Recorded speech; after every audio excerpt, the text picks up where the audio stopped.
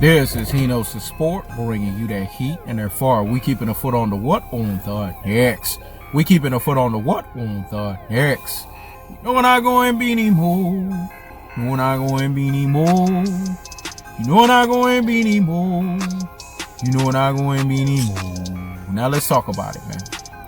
Kawhi Leonard.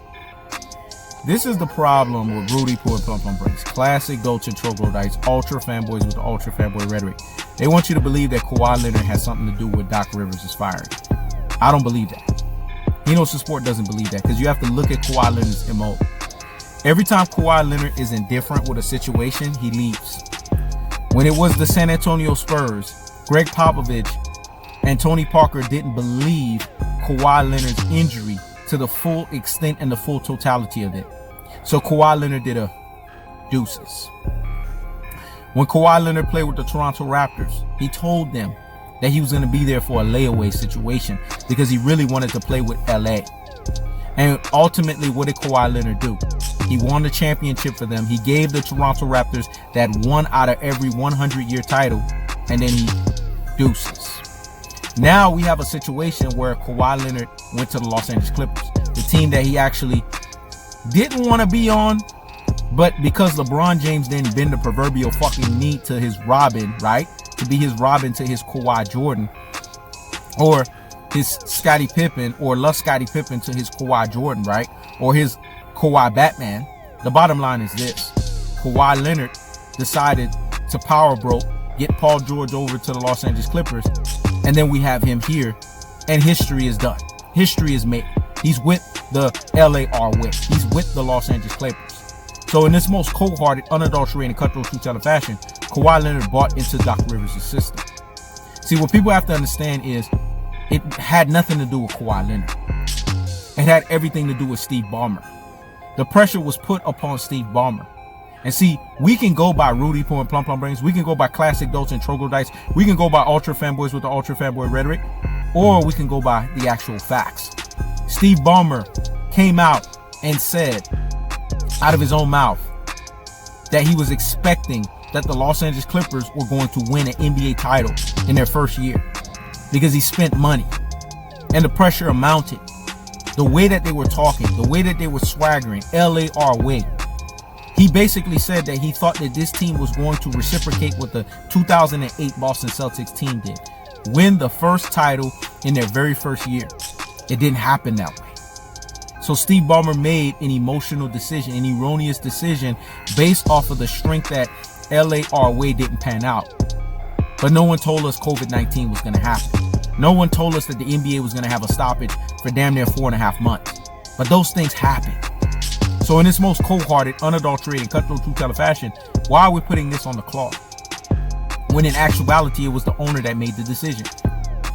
He basically succumbed to the pressure of the other integral portions in the upper brass of management with the team.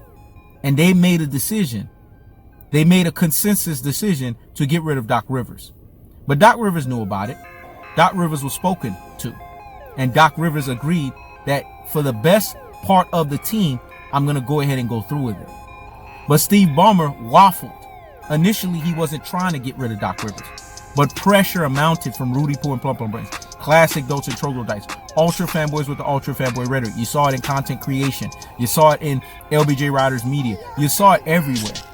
They were pushing for Doc Rivers, a black coach, to be fired. And that's exactly what happened.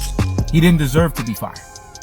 Because when a team hasn't had the period of time that they had of being together and clicking on all cylinders, people forget basketball teams have to build chemistry, especially basketball teams that are looking to be champions. They have to develop what's called championship habits. That didn't happen. So since that didn't happen, they basically were in a situation to where they couldn't formulate and be clicking on all cylinders like a vehicle that's working.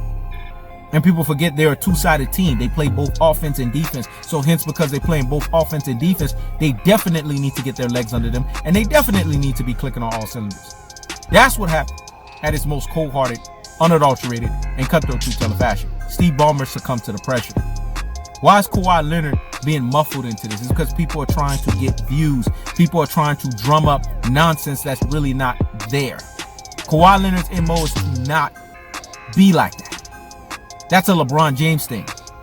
That's a LeFraud James thing. That's what LeBron James does at his truest and his most prosperous levels. So why is Kawhi Leonard getting that tag? It's the things that make you say, It's the things that make you say, The bottom line is this. Stop lying on the cloth and saying that he did something that he fundamentally didn't do, when in actuality it was Steve Ballmer that did it. I keeps the foot on the what on the next. I keeps the foot on the what on the next. He knows the sport told you guys. There's finch straddleization, i.e. finch straddlers, and then there's absolution type of folks like a Hino's Sport that's bringing you that what, that heat and that fire. And again, keeping the foot on the what on the next, and keeping the foot on the what on the next.